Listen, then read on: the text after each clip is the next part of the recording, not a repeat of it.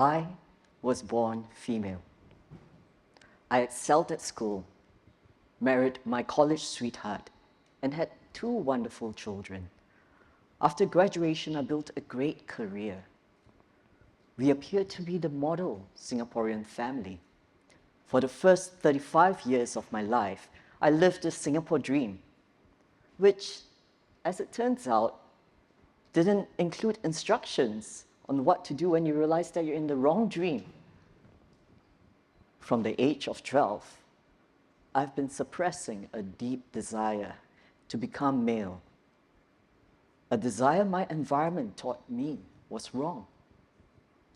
This denial of my gender identity disconnected me so much that I struggled to hold casual conversations. To become whole, I had to accept that I was transgender and eventually made the decision to transition. My transition also marked my entry into a stigmatized and marginalized community. My spouse is straight. I'm gay. Despite this, we continue to live together under one roof with our kids and our aging parents. Our Muslim domestic helper has been with us for over a decade. We stay together because that is how we can best take care of each other as family. We certainly have our disagreements, but the primary negotiation is what's for dinner tonight. It was not easy finding our new normal. I've spoken to others who have transitioned after marriage. Spousal relationships rarely survive. But why would coming to terms with your gender identity fracture a spousal relationship? Much of it is because of social stigma. It feels shameful to share that you're trans with your family or friends. We fear society's judgment. Many parents are likewise unable to accept LGBTQ+ being part of their child's identity. Our society has expectations of what a well-raised child or what a healthy marriage should look like. But why should I or anyone accept the label of shame from society when there is nothing inherently wrong with us? If we do not challenge social stigma, it will persist in causing social harm. The harm is more far-reaching than you think. In November 2019, I resigned from a role to pursue professional growth. I was 39, and it was my first time job seeking as a trans person. However, COVID had other plans. Through mutual agreement, my notice became a 1-year notice. During that time, the stress of handling the workload of 2, caring for young children and also the elderly, meant that I did not perform well in the interviews. So, in November 2020, for the first time in my life, I left a company without another job lined up. It was a massive blow to my self-confidence. The critical voices who said that transitioning would harm my family seemed validated. I began to doubt my own ability. I lost my self-confidence. When I finally received a job offer in December 2020, what followed was almost 4 months of background checks. The desperation to support my family drove me to work 100-hour weeks on ad hoc projects. This toxic combination affected my mental and my physical health and hampered my ability to communicate. While the love from family and friends was invaluable. Their support could not restore my self-confidence.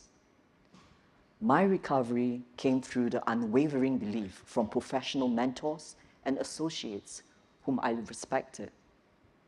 Managers who gave me opportunities to lead teams. Their belief in me enabled me to gather enough courage to step into social entrepreneurship. We human beings are social creatures. We see ourselves through experiencing how others treat us. And that is why how we view and treat others, especially those from minority groups, is so important. We live in a world where polarized views are becoming louder. Global warming, AI, political tensions impacts us all, stoking a fear about an uncertain future. In response, countries adopt increasingly protectionist policies to protect jobs and national sovereignty. This is our reptilian brain reacting to perceived threats. We must combat this mentality that leads us to reject those who are not like us and instead actively pursue a common humanity. Globally, trans communities struggle to access fundamental human rights such as education, healthcare, employment, and housing.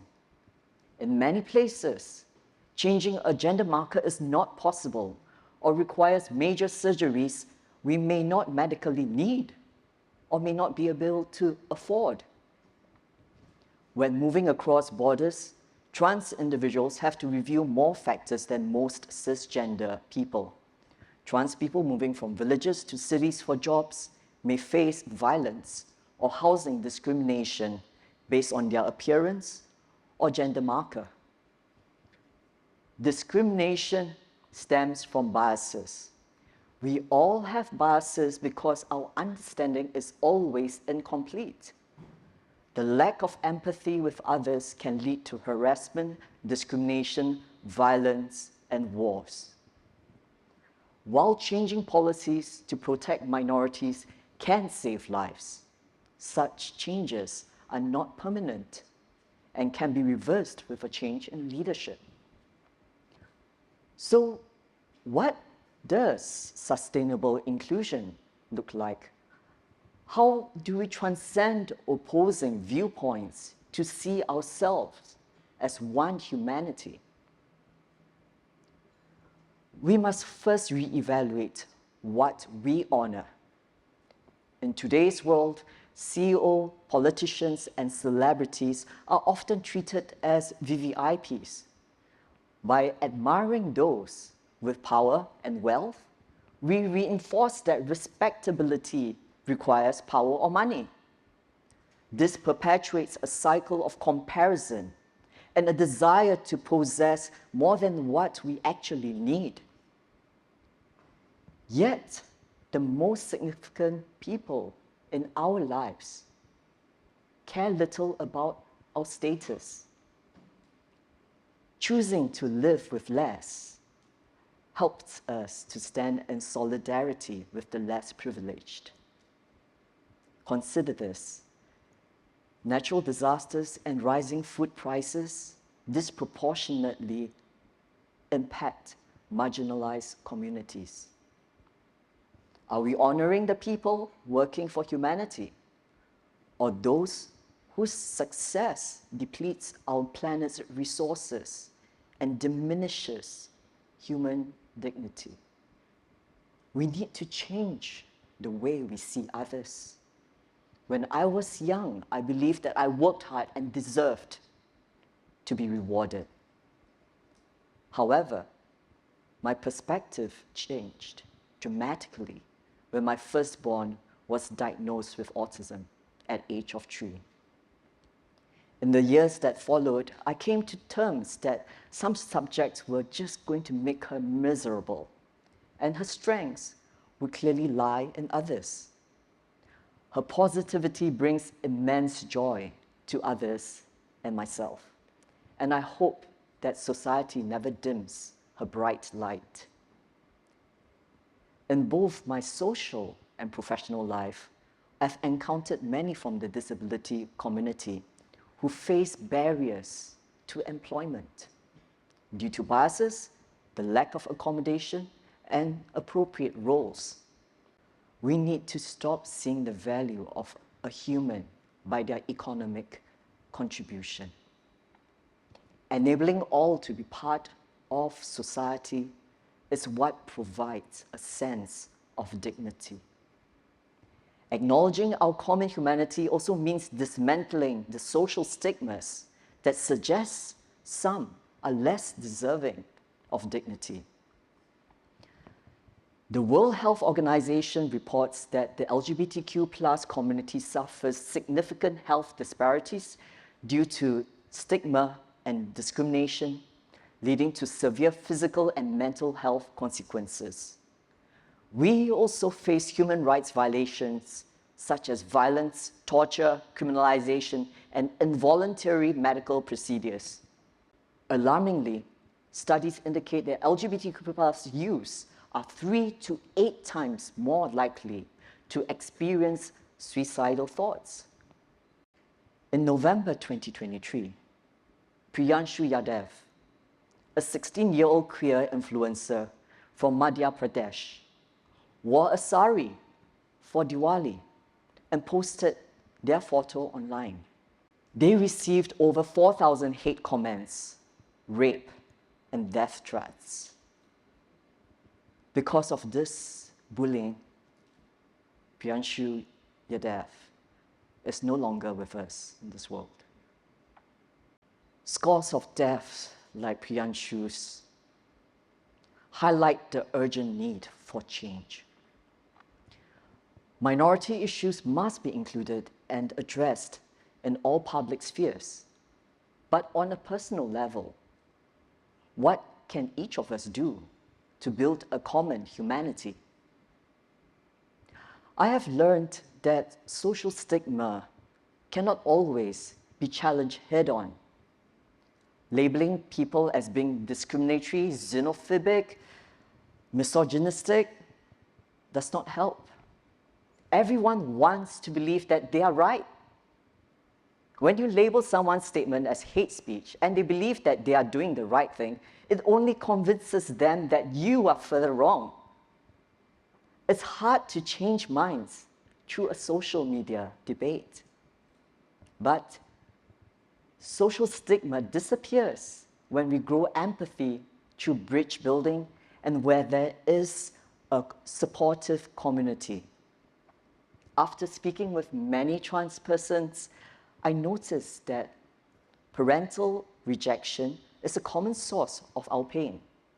It is common to hear trans kids being kicked out of their homes. Realizing this, we sought to address the issues that the parents faced. We found parents who accepted their trans kids and also got in touch with an allyship organization called SAFE. The formula came from one of the parents who had supported others, offering a listening ear, sharing tips from parent to parent, and journeying together. Parents' main concerns are for their child's paths, which may be filled with discrimination, and also on handling rejection from relatives and friends. We organize social gatherings, talks, and shared resources. Through this, parents began to see possible paths forward for their own families. Parents tell us that they feel better and relationships have improved. Families were simply trying to understand how they could continue loving each other. You can start building bridges from wherever you are. Befriend people from minority communities, volunteer with local groups, help build capacity, raise funds, support mental health services. If someone dismisses a minority, invite them to a community event. Advocate for inclusivity. There is no shortage of ways to contribute. All minority communities like mine are too few to have our stories heard by those who make decisions. Spending time with communities helps us empathize with their challenges. Now, journeying with marginalized communities brings us to a profound realization. Some of us may have been fortunate to have been born in the right country, in the right family, or perhaps we struck genetic lottery. Yet, despite our diverse backgrounds, our human experiences binds us universally. We are born, we live, and we will die. So when you see another person, whether they are queer, they're disabled, or perhaps even an adversary, would you be able to see a reflection of yourself in them? To view humanity as one, we must make time, make space for diversity. This perspective requires us to reassess what we value, urging us to redefine success in terms that transcend personal gains and societal accolades, and focus instead on shared human dignity. We have the ability to create a world where every person is valued not for their academic contribution, but for their inherent worth as a human being. Each of us have the ability to forge a more compassionate and inclusive world. One interaction, one person, and one community at a time. Thank you.